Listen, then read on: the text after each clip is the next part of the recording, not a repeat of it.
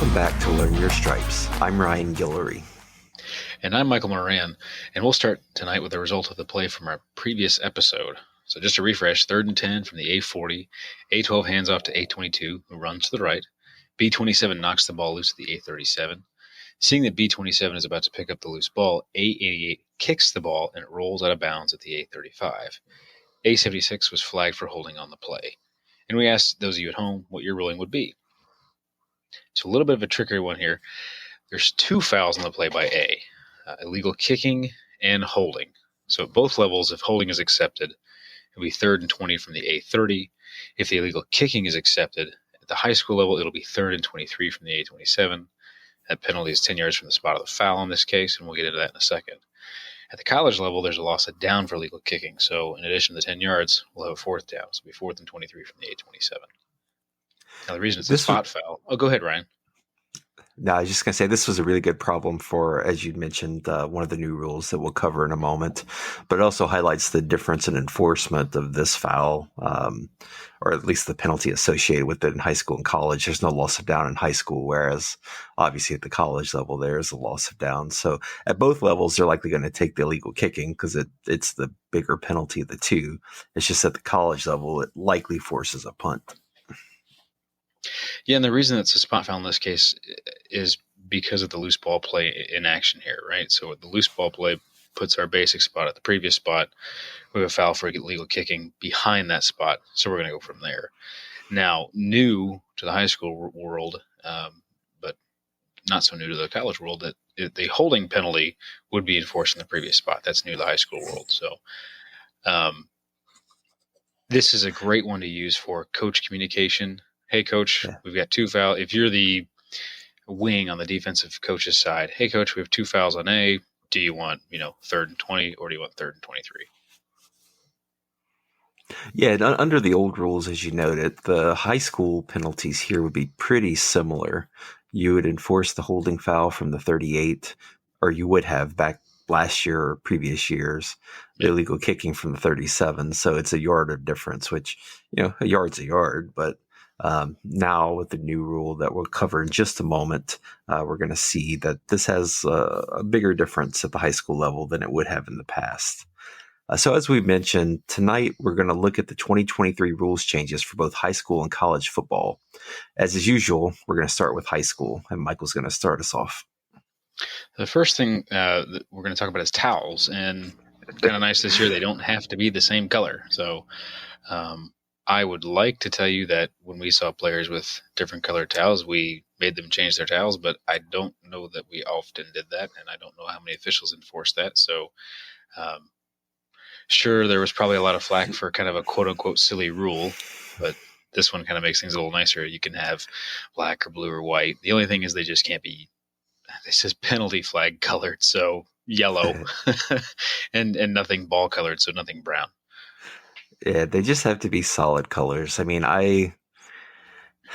this is in the rule book. It's a rule. It should be enforced. But I was talking to a referee that I have a lot of respect for last night, and he said, if you're getting to the point where you're noticing towel colors, you're probably missing 15 other things out on the field. So all we're saying is this is the rule. Towels have to be solid colored, but they can be any color that's not yellow or brown. So moving on. Moving on, another rule clarifies when a player is inbounds after being out of bounds. So this change clarifies when a player is out of bounds after being out of bounds. There's no change to any foul or subsequent penalty provisions or any rules related to any illegal participation or anything regarding eligibility to catch a pass. Right. This rule change, it just basically clarifies the reestablishing position in bounds. I don't think it's a huge change or anything of that sort, but a new rule for us to cover. And lastly, we'll go over, as far as just kind of the upfront rules, adding a list of criteria to help identify players who should be defined as defenseless receivers. And that's something that's happening both the high school level and the college level, trying to expound on that, trying to keep players safe. So this particular change has to list any criteria to help identify players who might be deemed to be defenseless, who are just particularly vulnerable. Excuse me, I can't get out in front of my teeth and see what my tongue is saying. This clarification also helps game officials and coaches by defining any allowable contact against a defenseless receiver. Yeah, and part of the illustration that the NFHS provided for this one is you've got the receiver who's jumped up and he has both hands up trying to catch a pass. A defender can still wrap him up and tackle him. A defender can still try to break up the pass.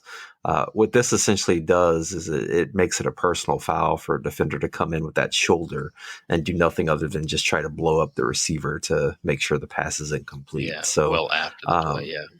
yeah, so it's one of the, or even while the player is defenseless. So it takes out that, for lack of a better term, that kill shot that a safety or a defensive back might come in with.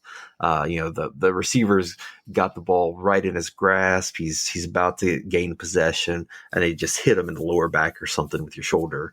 That's going to be a personal foul now. That's not a play on the ball. That's not that wrap up tackle that the NFHS wants us to enforce. So I think this is a little bit of a difference, but I know people who've called this in the past previously, when that receiver is up in the air and vulnerable and exposed. So I think this just really gives us some criteria there to go ahead and enforce that.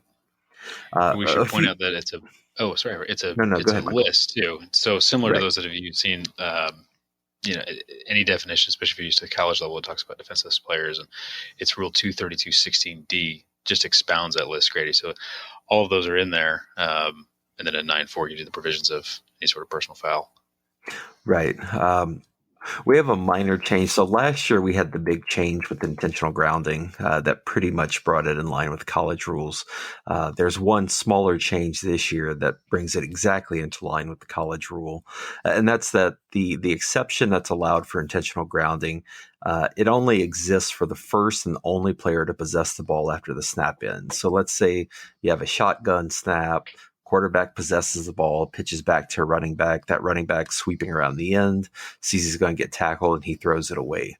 That running back does not get protection. He's not afforded that exception to the intentional grounding foul because he's the second player to possess the snap. So here, let's say the quarterback muffs the snap and that running back is the first player to possess the ball after the snap ends. Then the running back can legally ground the ball. So he still gets that protection. But if he's the second player to possess the ball after the snap, under the new rule, just like in college, it would be intentional grounding should he throw it either to an area where there's no receiver, or just throws it away, crosses the line of scrimmage, but way out of bounds. Again, not trying to make a play to a receiver there. So it's a smaller change than we had last year, but an important one that brings it in line with the college rule. One of our other changes this year, and this is just sort of cleaning up the rule book, we used to have the additional 15 yards at least theoretically available for an intentional pass interference. So that pass interference where you just tackle the receiver because he was going to break away or was going to have an uncontested path to the end zone. You tackle him before the ball gets there. In theory, in the past, that could have been a 30-yard penalty. I can say I've never called it. I've never seen it called. It gave me a lot of heartburn when I first became an official because I was like, what the heck is a 30-yard pass interference? And I was always told you would know it when you see it. Sort of like the Supreme Court's definition of obscenity or pornography. You know it when you see it. Well, I guess I never saw see it. your bookie for your bingo winnings if you had that. Yeah, so I never saw it. If you called it, then email us at learnyourstripes@gmail.com. That'd be a great story. Yeah, I'd love to hear that. I'd just be curious because I've never seen it. Finally, the big one this year is going to be in 10-4. This is, as we've alluded to already, this is the change in the basic spot penalty enforcement. So essentially what this does, in the past, let's say you had a snap at the 30, your right tackle holds at the 24, and you have a run, pass, whatever, the run ends beyond the neutral zone. That hold, of course, used to be a spot foul. So if you enforce it from the 24, you're going back to the 14. So you've got a 1st and 26, and there's not a lot of high school offenses that are really built for overcoming 1st and 26. So those holds on 1st or 2nd down were often drive killers.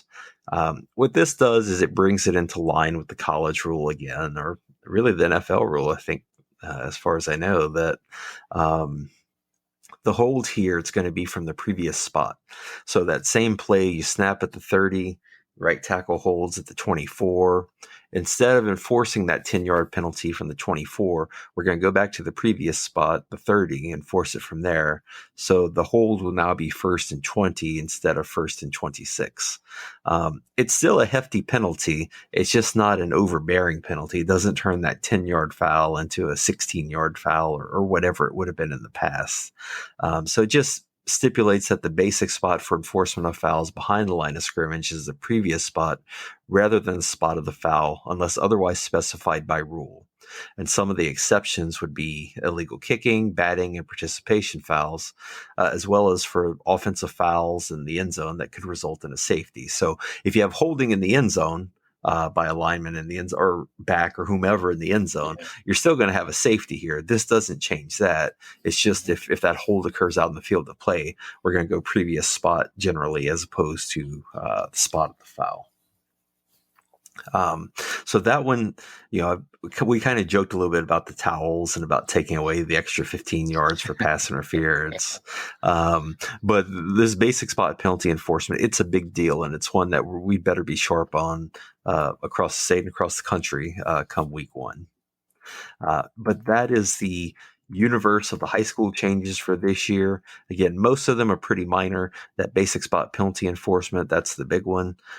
Know it, learn it, love it.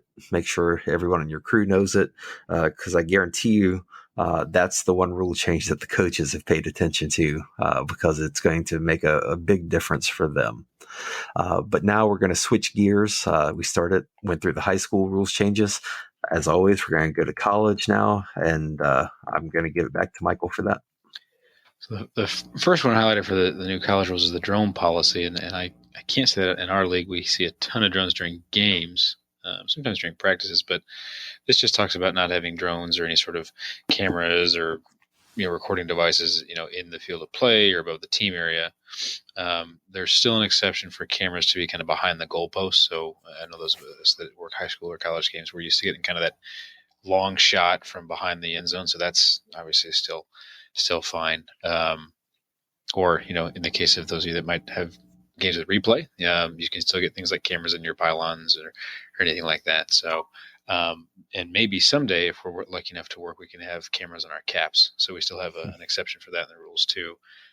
No audio though, probably for good reason. So that could be fun though. I hope someday we get to work a game with a camera on our head. But that's just the quick stipulation there of drones and how they're being used. There's also a new update for microphones attached to coaches during the game. Concerning media, that's prohibited too. Obviously, if they're talking to their booth, that's different. But as far as media goes, can't do that. So, moving on to halftime, the Rule 321C talks about halftime lengths of periods and intermissions, what the total time of the game should be. Again, 15 minutes, 60 minutes, something we're all used to. But further clarifying what our halftime intermission period should be. So the intermission between halves of a regular season game is 20 minutes, but it can be shortened by any agreement between the coaches or the administrators of both schools. And immediately as soon as that second period ends, the referee should start that game clock. And when we talk about the second period ending, we need to have both teams off the field. The field is clear. We'll wind that 20-minute clock and we'll go. Ryan, have you ever had any issues with halftime intermissions or anything like that? Not in college. I have at halftime. I think maybe it's because, how do I say it delicately? There's not a lot of halftime activities in our league. That's fair. We don't have the bands coming out on the field. There's not there's not the Frisbee border collie, though. I mean, although we're in the locker room, I mean, I'm a dog person. I would enjoy it, but there's not a lot of halftime entertainment that I'm aware of. Typically, by the time we're coming out of the locker room, our teams are ready to get back out on the field, and it's not an issue getting them back out. I think part of this new, or at least this rule clarification, it'll be Rule 321C, one of the things that it emphasizes is that game management determines the time of halftime activity. So this is really on the schools, the host school, and the game management to make sure everything flows smoothly. There are penalties prescribed in the rule book for teams not being on the field, not being willing to take the field, but have a slow flag hand for that. Let the schools take care of this. If they're not interfering with us or interfering with the restart of the game, let the game management handle that. And I think that's something if you're your crew chief or really any official in your college crew, just be alert. We see the same schools year after year. Develop a relationship with them, understand how things flow from pregame to halftime to postgame. Ask those questions. Hey, we're doing a 20-minute halftime today, correct? Okay, awesome. Anything special going on like that? We can. The greatest phrase, preventative officiating. We can get out in front of that to make sure we don't have to throw things of like delay a game or unsportsmanlike for teams not being on the field. That's things that we can control. Yeah, one of the things that this rule puts into place is that the field has to be available for the teams no later than 3 minutes prior to the second half kickoff. So if you think of that, that's sort of like the high school rule with the 3-minute warm up, except you're not adding 3 minutes to the end of halftime. You're just making sure the teams have at least 3 minutes. They can be out there earlier, but and you usually see a place kicker or punter or both out there before the rest of the team. But if they're out there and there's some halftime activities going on, their kicks have to be into nets over in their team area. They can't be punting over the marching band or whatnot, or lining up for place kicks near the tuba section as it's going on. But by 3 minutes, all of that has to be done. The teams can have the field to go again. And this sort of ties into our next rule, the official's jurisdiction at Rule 11-1-3. This part's not a change. Our jurisdiction begins 90 minutes before the scheduled kickoff, ends when the referee declares the score final. We're supposed to have a minimum of 3 officials out on the field at 90 minutes before kickoff. All officials will be on the field, though, under this rule at 40 minutes prior to kickoff. So if you think through the last couple of years, we've had 3 out by 90 minutes, but everybody out by 60 minutes. So a slight change here may not affect our conference. I think part of that is contemplating the D1 and 2 rules where the referee and umpire go into the locker rooms to meet with the coaches, whereas in our conference that takes place on the field generally. Mm-hmm. Yeah. Another aspect of this jurisdiction, it formalizes that at 90 minutes before the kickoff, the field gets divided into that L shape that we all know, using the 30-yard lines to form the L. What that does is it allows the kickers to kick, to practice their kicking, and it makes sure that the teams aren't interfering with each other. So at least under this rule, in the past we had that no-fly zone between the 45s. As we're going there, this sort of gives us the L shape at 90 minutes, no later than 40 minutes before kickoff. That's when we get into that no-fly zone, and we make sure we have that 10-yard buffer between the 45s. So if this was something new to me too, when I first got into that L shape, I'd never seen it in action. So if you're used to working either college scrimmages or practices or anything like that, you're not seeing the pregame activity. Right. So that L is at the 30-yard lines, and one team gets the other in front of their bench all the way to that end zone. So right. One thing I printed up a little card, 3x5, give or take. I printed a little football field on it and drew some lines to make the L. And believe it or not, you're going to get questions from me to maybe a coach, he's newer to it, or he's got there and he's never thought about it before. Or, those punters and kickers are out there and you're trying to explain the L to them. Bring a card like that, show them and say, hey, this is the shape we're going for. You guys get this side, they get to that side. Really helps out. It's a really good idea too. And it just shows them where they need to be because it's really that 90 minutes, 80 minutes before the game where stupid stuff can happen on the field. Generally, we're not all out there yet. The rules do require coaches or staff to be out there if their players are out there. The players are supposed to have a number visible or we set them off. But, the idea of the buffer zone and the idea of the L's helps us to sort of avoid some of these things. Were you, I got to share this story. Were you with, I don't remember where we were, but it was a kicker. And he had a white T-shirt on. He took a Sharpie and drew his number on his jersey. And then Oh we were no, it somewhere wasn't. else. We were somewhere else. We had a kicker. He had a chain with his number on the chain, and I went, okay, I mean, I guess it's your numbers. I don't know how. I don't remember the number what his number was, but he's like, yeah, it's on my chain. I mean, he was committed to that particular number, 88 or whatever it was. So Well, we he's let it go, satisfying. and that's fine. He's satisfying the spirit of the rule because you can identify him even if it's not really following the Yeah. letter of the law quite so I'd much. love to hear more stories of just unique pregame experiences folks have had. So again, let us know. Uh, I had one last year where we went out and there was a team out, and it was past 90 minutes and none of them had their numbers on. And so I went to their coaches who were out there and I said, Coach, they've got to leave. They've got to have their numbers on. And their coach just turned to me and said, yeah, they were supposed to be off the field by now. They're just a bunch of idiots. So That happens it too. wasn't the coach fighting and saying, hey, you're wrong, you don't know the rule, or can't you just let us do this? It was just, yeah, they're morons. They need to get off the field.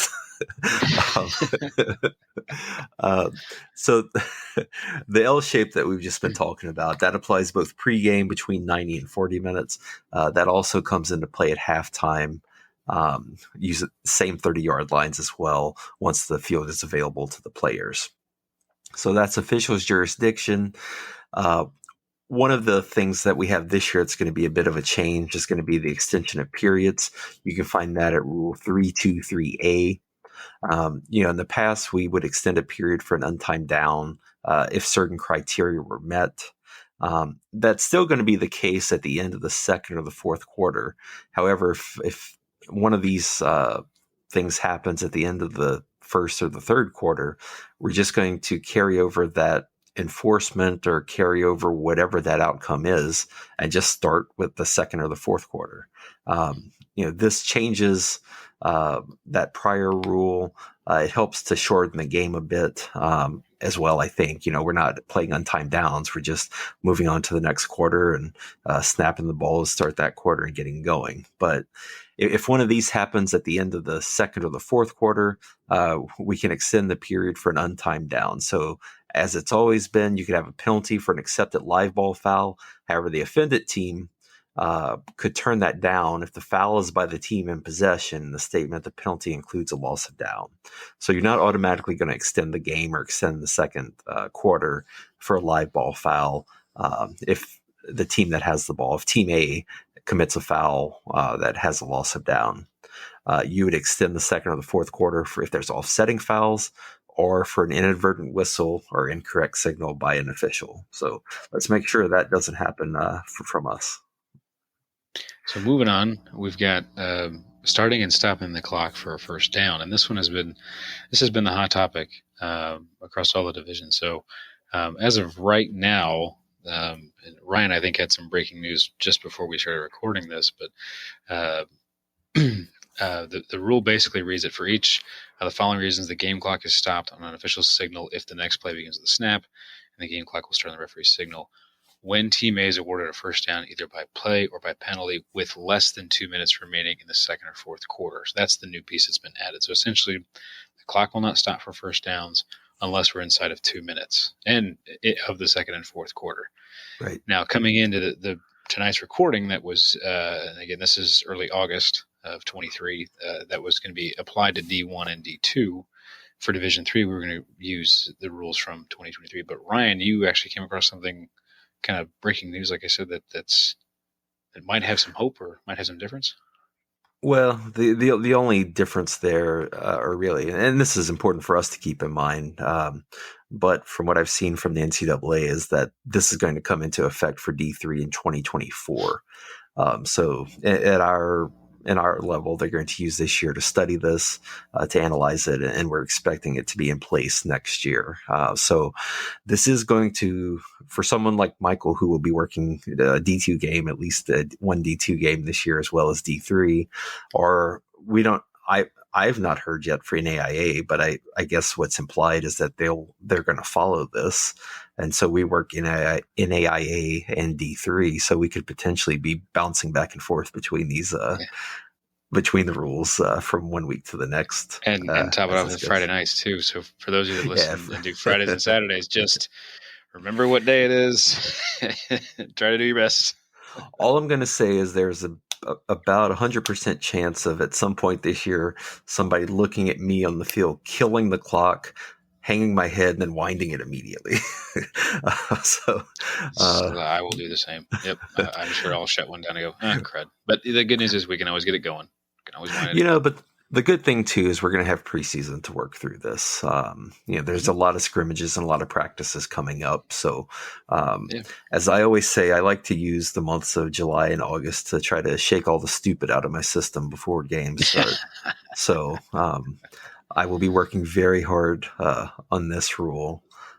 Especially now, the trick though is not to get consumed by it, because I did a scrimmage in the spring where this was the rule, and I was just thinking about it nonstop. So I had a first down, and so like, all right, I don't kill the clock, but the play went out of bounds, so you're supposed to kill the clock. And so I was thinking to myself, hey, good job not killing the clock. Hey, idiot, it went out of bounds. Kill the clock. I had the same issue. I had a DOF. Play went 12 yards, whatever. I didn't kill the clock. Awesome. And my deep wing said, you get a penalty? Yeah. Oh, shoot. Kill the clock. So yeah, it happens. So it's going to be different, but it's just one that we just have to work through. You know, as we always say, you got to see snaps to learn. You got to see snaps to pick up new rules, new mechanics. We have to see snaps just to get this under our belts. Yep. Moving on, timeouts. So nothing is changing. We're still having 3 timeouts per team, per half. But the big thing here that we want to highlight is that consecutive charge team timeouts are not allowed by the same team in a dead ball period.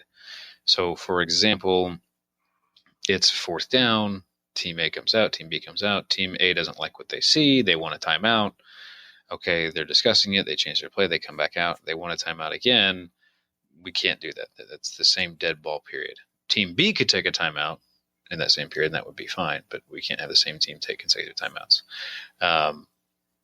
The other thing that we want to note, that if a team has a charge time, if all of the team's timeouts are exhausted and they don't have one available, the officials, we just don't acknowledge it. There's no foul, there's no penalty, there's no unsportsmanlike. It's coach is calling for a timeout.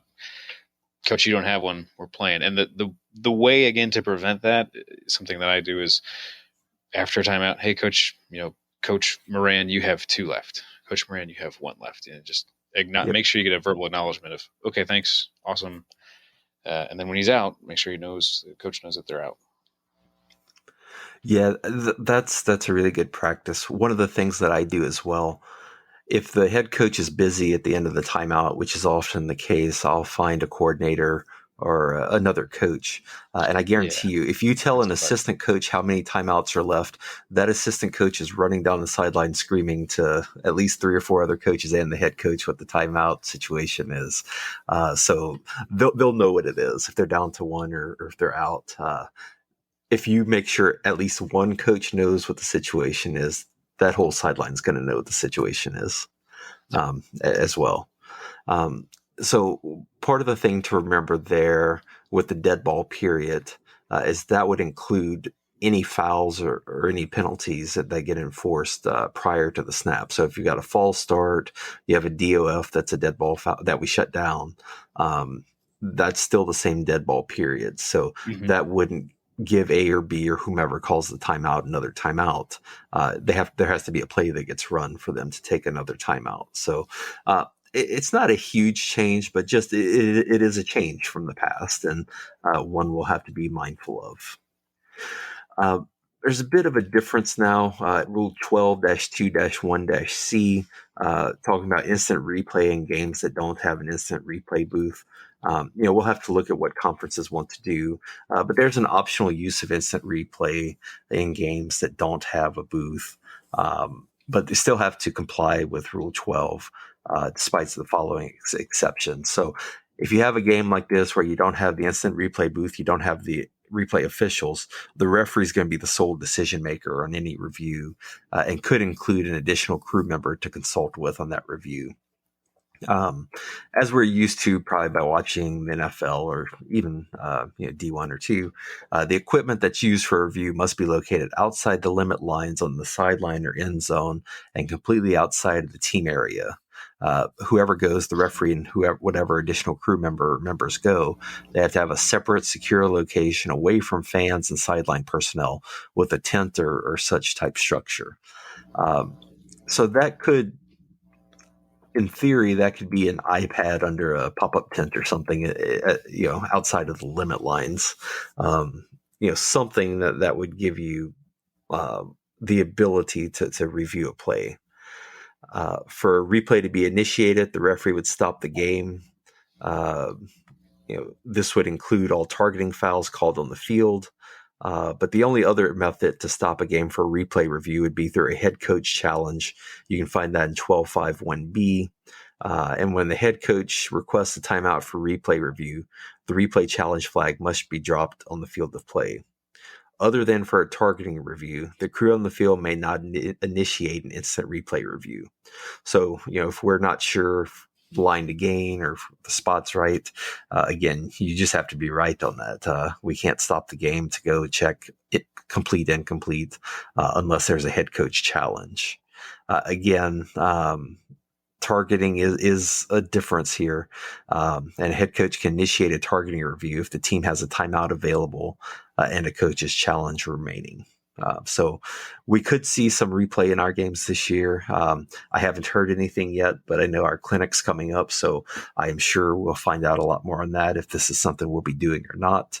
But regardless, it seems to be something that's coming at all levels and something we'll have to be mindful of going forward.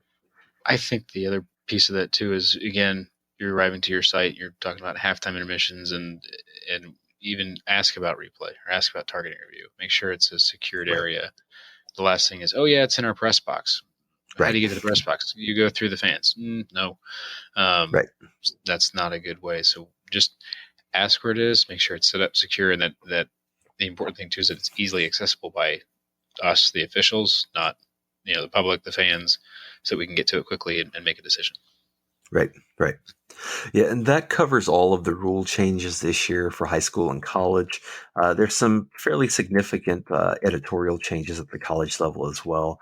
So we're going to cover those because I think they're important to go through too. A big one, blocking below the waist, again, has had a lot of scrutiny in the last couple of years. Yeah. It is a major safety foul. It's been a big part of the game, so there's been an effort to keep it in the game, but try to make it as safe as possible. So the big change in 916B, prior to a change of possession, that's always the key regarding Team B players. If those Team B players are aligned within a stationary position of 1 yard within the line of scrimmage and within the tackle box, they can block below the waist inside that tackle box on their initial charge, just like an offensive lineman. All other Team B players are not allowed to block below the waist, except against a ball carrier or a runner. And we could do a whole episode on ball carrier versus runner, but that's a different show. Yeah. I mean, essentially, you can still tackle low. That's legal. What this editorial change does, as Michael said, it puts the defensive line in the same position as the offensive line. Really, the difference in blocking below the waist is that a stationary offensive back can block below the waist if it's between 10 and 2 and, the ball hasn't left the tackle box and all of that. But the reverse isn't true. A linebacker isn't allowed to block below the waist on a non-runner or non-ball carrier. So, one of the distinctions there, but this editorial change just makes the linemen, brings them into basically an equivalent standing there. So another big safety change, in just again trying to make this game safer for players, running or roughing into the kicker and or holder. 9116A. The big thing to call out here is the protection for that kicker, kind of in sub Article 4 there. When the kicker carries or possesses the ball more than 5 yards behind their initial position from the initial scrimmage kick formation prior to kicking. So what that's doing is, I believe, Ryan, help me remember this, the rule said the tackle box, which we know technically extends indefinitely backwards. Right. So what this is doing is giving kind of an established point for that kicker. He can't run forever in a day backwards. He gets 5 yards backwards and then his lateral tackle box to kind of have a base place. Yeah, so You're probably going to see this most if you have a bad snap, and that punter is scrambling for the ball. So if the punter muffs the snap, or if it's just a snap over his head and he possesses the ball within 5 yards of his initial position and kicks it, he still gets all the protection he had before. If that ball is way over his head and it's rolling and he picks it up 20 yards behind his initial spot, even if he kicks it, he loses the protection that he's normally afforded because it's been more than 5 yards. So that's really the change here. In other words, the punter's protection isn't going to extend indefinitely, even if he ends up kicking the ball. There's a point where the defense is obviously trying to tackle him, and we're going to permit them to make a play. If that punter's been scrambling, or there's something to where it appears that a kick may not be happening at that point, as has kind of always been the case. One final editorial change, and this I think just sort of puts into words what's known. It just deals with the game clock. The game clock can be a stopwatch that we operate on the field, or a game clock operated by someone provided by the school. The game management determines the type of clock that's used, as well as the location of the game clock operator. They can be on the sideline or in the press box, but somewhere where they're shielded from public interference and have a direct and unobstructed view of the playing field. As always, the game clock shall not display tenths of seconds. I have been at a game once where a field goal went through the uprights and the clock was stopped with 0.1 seconds. So that is not supposed to happen. So the game clock shall not display tenths of seconds. Yeah, that's something you want to discuss if you're a back judge or a side judge, right, talking with a clock operator. Make sure, does it have tenths of seconds? And if it does, turn it off. I suppose, there's usually the countdown for the 90 minutes prior. When it gets into that final minute, if you happen to look up and see tenths of seconds, you need to kind of get that fixed, because it's only going to cause headaches. Yep. Yeah, so our last editorial change deals with timing. And while we're on the topic of timing, that brings us to the end of this episode. But we want to thank you again for joining us for another episode of Learn Your Stripes. As always, we're going to leave you with a play to consider. Okay. One thing we haven't talked a lot about is overtime. So in the second possession of the first overtime, and the score still tied, 2nd and goal from the B6, A12 throws a pass to A88 in the end zone, and that pass is intercepted by B23 in the end zone. During the return, B56 commits an illegal blindside block against A12 at the B10. B23 returns the ball for a touchdown. Prior to the pass, A67 is flagged for holding at the B8. And so, as always, what's your ruling in high school? What's the ruling in college? And who will be next to put the ball in play? And bonus points, what's the clock status? There you go. I just want to throw that in just because I think it makes these plays a little bit more interesting to think through what we're going to do there. We'll discuss that play at the start of our next episode. In the meantime, if you want to let us know what your ruling would be, or if you have any questions or feel we made a mistake, please email us at learnyourstripes@gmail.com. You can also contact us at learnyourstripes@gmail.com if you're interested in sponsoring an episode or advertising on the show. You can find us on your app of choice or obtain episodes at learnyourstripespodcast.com. Please also follow us on Facebook at Learn Your Stripes Podcast, on Instagram at the same name, and on Twitter at LYS_podcast. If you enjoy the podcast, please tell your friends and rate us 5 stars and leave a review on your app of choice. Soon, we're going to have another mailbag episode where we'll answer your questions, go through play scenarios that you send, or just discuss other comments that you may have. You can send all of that to us at learnyourstripes@gmail.com. We're also planning, we'll have more information soon, to have our first live stream. We'll send out information for that on the Facebook page, which is at Learn Your Stripes Podcast, Instagram at the same name, and Twitter at LYS_podcast. That's tentatively scheduled to take place at 8 p.m. on Sunday, August 20th. Well, like I said, we'll have much more information for that on all of our social media sites. We'll also mention that in the upcoming episodes. We just want to put that out there now so that you can start thinking of questions, thinking of play scenarios, or just think of topics you'd like to discuss, football related or otherwise. Sunday, August 20th at 8 p.m. Before then, though, we'll see you back here very soon. In the meantime, keep learning your stripes.